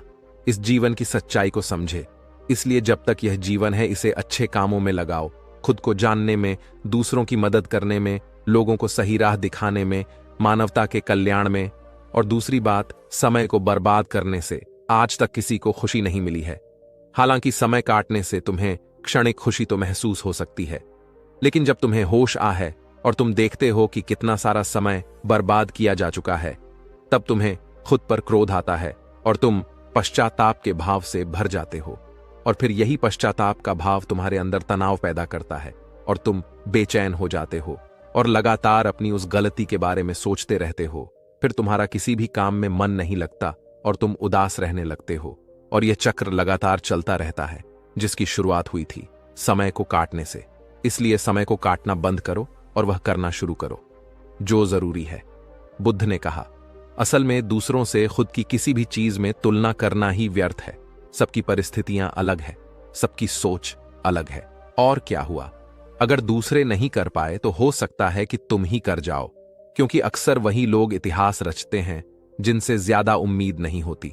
और फिर हो सकता है कि जिसे तुम बड़ा समझ रहे थे, जिसके लिए तुम सोच रहे थे कि उसने बहुत मेहनत की है, बहुत प्रयास किया है, उसने कभी उतना प्रयास किया ही ना हो, केवल मेहनत करने का दिखावा किया हो। क्योंकि ज्यादातर लोग कभी उतनी मेहनत करते ही नहीं हैं जितनी उन्हें अपने लक्ष्य प्राप्ति के लिए करनी चाहिए, और दूसरे लोगों के सामने यह दिखाने का प्रयास करते रहते हैं कि मैंने तो बहुत मेहनत की थी, लेकिन मेरी किस्मत ही खराब थी। और यही वो लोग हैं जो दूसरों को बातों ही बातों में कहते रहते हैं कि जब इतनी मेहनत करने के बाद मैं सफल नहीं हो पाया तो तुम कैसे हो पाओगे। लेकिन अंदर ही अंदर यह इस बात को जानते हैं कि उन्होंने कभी उतनी कोशिश नहीं की थी जितनी उन्हें करनी चाहिए थी। ये बस दूसरों की नजरों में अपनी इज्जत बचाने के लिए और इस डर से कि कहीं दूसरा व्यक्ति इनसे आगे ना निकल जाए, ये अपने अधूरे प्रयास से घबराते रहते हैं और दूसरों को डराते रहते हैं कि जब मैं नहीं कर पाया तो तुम कैसे कर पाओगे। इसलिए किसी दूसरे असफल व्यक्ति को देखकर यह सोचना छोड़ दो कि तुम ये सफल हो जाओगे। तुम बस अपना सर्वश्रेष्ठ प्रयास करो और बाकी सब समय पर छोड़ दो। बुद्ध ने आगे कहा, अगर तुमने यह 4 आदतें छोड़ दी तो तुम्हारा मन एकदम शांत हो जाएगा और फिर तुम जहां चाहो वह अपना मन लगा सकते हैं। इतना कहकर बुद्ध मौन हो गई और राजकुमार को भी अब समझ आ चुका था कि उसे क्या करना है। मन ही मन उन 4 आदतों को छोड़ने का निश्चय किया और बुद्धि का धन्यवाद कर वहां से चला गया। दोस्तों, इस कहानी से हमें यह शिक्षा मिलती है कि हमें यह नहीं सोचना चाहिए कि लोग मेरे बारे में क्या सोच रहे हैं। अगर मैं कोई काम करता हूं तो लोग उसे कम को लेकर हंसेंगे। इसके अलावा हमें अपना व्यर्थ ही समय बर्बाद नहीं करना चाहिए। इसके अलावा हमें कभी भी यह नहीं सोचना चाहिए कि अगर किसी व्यक्ति से कोई काम नहीं हो पाया है तो मैं उसे नहीं कर पाऊंगा। अगर दोस्तों आप मेहनत से किसी भी काम को करते हैं तो कोई भी काम छोटा या बड़ा नहीं होता और एक ना एक दिन सफलता अवश्य मिलती है। हरीश की एक पत्नी थी जो बहुत बोलती थी और वह उसके ज्यादा बोलने से बहुत परेशान था। हरीश को पता चला कि जंगल में एक महात्मा आए हुए हैं। वह अपनी पत्नी को उनके पास लेकर जाता है और कहता है कि मुनिवर कृपा करके आप इसे समझाइए, यह बहुत बोलती है। मेरे मना करने के बाद भी इसका दिन भर इसका मुंह चलता ही रहता है। मैं इसे कितना समझाता हूं कि कम बोलाकर चुप रहना सीख, लेकिन नहीं, और हर बार इसकी वजह से लड़ाई होती है। महात्मा मुस्कुराए और बोले, मैं तुम्हें इस बात को एक कहानी की मदद से समझाता हूं। मेरा गुरु का एक शिष्य था जो बहुत बोलता था। वह हर समय इधर उधर की बातें करता था और कभी शांत नहीं रहता था। जब वह दान लेने के लिए जाता तो हर घर से एक नई कहानी लेकर आता और आश्रम के दूसरे शिष्यों को सुनाता और एक शिष्य की दूसरे से बुराई करता, चुगली करता और दूसरों के सामने अच्छा बनने का प्रयास करता और खुद के मुंह से ही खुद की तारीफ करता रहता, और हम हमेशा खुद को गुरु के सामने सबसे बुद्धिमान और उत्तम साबित करने का प्रयास करता। वह खुद को सभी शिष्यों से अलग और श्रेष्ठ मानता था। उसका कहना था कि मैं एक अमीर घर का बालक, अगर मैं चाहता तो एक आरामदायक और सुविधाओं से भरा जीवन जी सकता, लेकिन मैं वह सब छोड़ डकर यहां आ गया, क्योंकि मुझे खोज करना, खुद को जानना है, जीवन को जानना है। एक दिन गुरु ने आश्रम के सभी शिष्यों को बुलाकर कहा, आप सभी को अगले 1 महीने के लिए कोई ना कोई संकल्प लेना होगा। इससे आपकी संकल्प शक्ति मजबूत होगी और आप में आत्मशक्ति का संचार होगा। आप सभी अपने सामर्थ्य के अनुसार कोई भी संकल्प ले सकते हैं, और यदि 1 महीने से पूर्व आप में से जिसका भी संकल्प टूट जाएगा तो वह अपनी पुरानी दिनचर्या में वापस आ सकता है। सभी शिष्यों ने अपनी शक्ति के अनुसार संकल्प लिए और गुरु को अपने अपने संकल्प के बारे में बताकर वहां से चले गए। लेकिन वह शिष्य जो खुद को सबसे अलग दिखाना चाहता था, वह सीधे गुरु की कुटिया में पहुंच गया और बोला, मैं कोई छोटा मोटा संकल्प नहीं लेना चाहता, बल्कि खुद की ही जैसे एक और महान संकल्प लेना चाहता हूं। कृपया आप ही बताएं, मुझे क्या संकल्प लेना चाहिए उसकी। यह बात सुनकर गुरु मुस्कुराए बोले, क्या तुम मेरे द्वारा दिए गए संकल्प को पूरा कर पाओगे? क्या तुम्हारे लिए उसे पूरा करना संभव होगा? शायद नहीं, वह तुम्हारे लिए संभव नहीं। तुम उसे पूरा नहीं कर पाओगे, इसीलिए तुम खुद ही कोई संकल्प ढूंढो। शिष्य ने कहा, नहीं गुरुदेव, आप जो भी संकल्प मुझे देंगे मैं जरूर उसे पूरा करूं। गुरु ने कहा, ठीक है, तो तुम अगले 1 महीने तक चुप रहो, मुंह से एक शब्द भी नहीं निकालो, यही है तुम्हारा संकल्प। शिष्य ने कहा, गुरुदेव, यह भी कोई संकल्प है? यह तो बहुत ही आसान है, आप कोई संकल्प दीजिए जो मेरी योग्यता के बराबर हो। गुरु ने कहा, पहले तो तुम इस संकल्प को तो पूरा करके दिखाओ। शिष्य ने गुरु की बात मान ली और वह उसी समय चुप हो गया और पलटकर कुटिया से बाहर चला गया। उसे चुप रहना बहुत आसान लग रहा था। उसने एक दिन तो जैसे तैसे चुप रहकर काट लिया, लेकिन दूसरे दिन से उसके मन में ना बोलने का बोझ बढ़ने लगा, और तीसरे दिन उसे भारीपन महसूस होने लगा, और चौथे दिन उसके अंदर एक अजीब सी बेचैनी होने लगी, क्योंकि आसपास आश्रम के सभी शिष्य एक दूसरे से बातें कर रहे थे। वह भी अपना पक्ष उनके सामने रखना चाहता था, उनकी बोलती बंद कर देना चाहता था, लेकिन उसका संकल्प उसके आ रहा था, इसीलिए वह पूरे दिन सिर्फ और आंखें बनाता। इसी तरीके से कुछ दिन और बीते और वह शिष्य बीमार पड़ गया। उसका सिर फटा जा रहा, उसका खाने पीने तक का मन नहीं था, वह सिर्फ बोलना चाहता था। वह गुरु के पास गया और उनके सामने बैठकर लिखकर उन्हें बताया, गुरुदेव, मैं बोलना चाहता हूं, बिना बोले। मुझे सांस नहीं आ रही है, मेरा दम घुटता जा रहा है, मैं अंदर ही अंदर पागल हुआ जा रहा हूं। मैं क्या करूं? संकल्प तोड़ा दूं? क्या? यह पढ़कर गुरु मुस्कुराए और बोले, मैं संकल्प बने के लिए नहीं होते, लेकिन जो अपने संकल्प को पूरा कर लेता है वह अपनी आंतरिक शक्ति को बढ़ाता है, और जो अपनी आंतरिक शक्ति को बढ़ा लेता है वह समाज और जागृति की राह पर आगे बढ़ जाता है। संकल्प का लेना भी तुम्हारे हाथ में था और इसे तोड़ना भी तुम्हारे हाथ में है। तुम्हारे बहुत से भाई अपने संकल्प को डकर अपनी पुरानी दिनचर्या पर वापस आ चुके हैं। अगर तुमसे नहीं हो पा रहा तो तुम भी संकल्प तोड़कर अपनी पुरानी दिनचर्या पर वापस जा सकते हो, लेकिन याद रहे, अगर आज तुम इस छोटे से संकल्प को नहीं संभाल पा रहे तो तुम अपनी बाकी की पूरी जिंदगी को कैसे संभाल सकोगे? बाकी फैसला पूरी तरह से तुम्हारे हाथों में है। गुरु की यह बात उस शिष्य के दिल में चोट कर गए। वह बिना कुछ बोले वहां से वापस चला गया और खुद को अपनी कुटिया में बंद कर वह केवल अपने जरूरी कामों के लिए ही कुटिया से बाहर निकलता। बाकी सारे समय कुटिया के अंदर ही बैठा रहा। 15 दिन बीत चुके थे और आश्रम के लगभग सभी शिष्यों का संकल्प अब तक टूट चुका था, लेकिन उसका संकल्प अभी भी जारी था। संकल्प लेने के बाद से अब तक उसने एक शब्द भी नहीं बोला। सारा आश्रम हैरान था कि इतना बोलने वाला इंसान चुप कैसे हो। 15 दिन बीतने के बाद वह दोबारा अपने गुरु के पास गया और लिखकर बताया है, गुरुदेव, मैं बाहर से तो चुप हूं, लेकिन मेरे भीतर बहुत बासी आवाजें हैं, बहुत सी चीख पुकार और शिकायतें हैं। मैं अंदर ही अंदर बात करता रहता हूं। मेरा मन तरह तरह के प्रश्न पूछता है। मैं बाहर से जितना मोर, भीतर से उतने ही शोर शराबे से भरा। क्या इस तरह से मेरा संकल्प अभी भी है? गुरु ने कहा, हां, तुम्हारा संकल्प अभी भी जारी है, लेकिन जब तक लोगों की यह आवाजें तुम्हारे कानों में उती रहीं तुम्हारा मन बोलता रहेगा, क्योंकि इसे तो आदत है। तुम भले ही बाहर से चुप रहो, लेकिन तुम अंदर ही अंदर बोलते रहोगे। तुम्हें इन बातों से, इन आवाजों से दूर जाना चाहिए। शिष्य गुरु को प्रणाम कर वहां से चला जाता है और सुबह होते ही अपनी कुटिया छो जंगल की तरफ चला जाता है। कई दिन बीत जाते, संकल्प का समय भी पूरा हो जाता है, लेकिन शिष्य लौटकर नहीं आया। आश्रम में सभी को डर था कि कहीं जंगली जानवर ने उसे खाना लिया हो। इस बीच उसे ढूंढने की बहुत कोशिश की गई, लेकिन वह कहीं नहीं मिला। गुरु भाइयों ने मान लिया था कि जंगली जानवरों ने उसे अपना शिकार बना लिया है, लेकिन गुरु को ऐसा नहीं लगता। एक दिन आश्रम का एक अन्य शिष्य गुरु के पास आया और बोला, गुरुदेव, हमारे उस अधिक बोलने वाले भाई के साथ क्या हुआ होगा? क्या जानवर ने उसे मार दिया होगा? गुरु ने कहा, हो सकता है कि जानवरों ने उसे अपना शिकार बना लिया हो, लेकिन उसके ना लौटने की एक दूसरी वजह भी हो सकती है। शायद उसे वह मिल गया है जिसके लिए वह गया था। फिर शिष्य ने पूछा, गुरुदेव, क्या ज्यादा बोलना इतना हानिकारक होता है? गुरु ने बोला, कहां। इंसान के जीवन के बहुत सारे दुखों में से एक दुख यह भी है कि वह कभी चुप नहीं रह सकता, हमेशा कुछ ना कुछ बोलता ही रहता है। सिर्फ हमारे बोलने के कारण हमारे आधे से ज्यादा दुख पैदा होते हैं। हम में से कोई भी चुप नहीं रहना चाहता, हम बस सामने वाले को सुना देना चाहते हैं। जो भी हमारे मन में है सब निकालकर उसके मन में बैठा देना चाहते हैं, उसे समझा देना चाहते हैं कि देख, तू गलत है और मैं सही। इस तरीके से सुनने और सुनाने का यह काम जिंदगी भर चलता रहता है, लेकिन इस नासमझी में हम अपना समय, अपना जीवन, अपनी समझ और सबसे महत्वपूर्ण अवकीमती पल जो जिए जा सकते हैं, जिनको अनुभव किया जा सकता है, जिनमें आनंद को प्राप्त किया जा सकता है, यह सब खो देते हैं।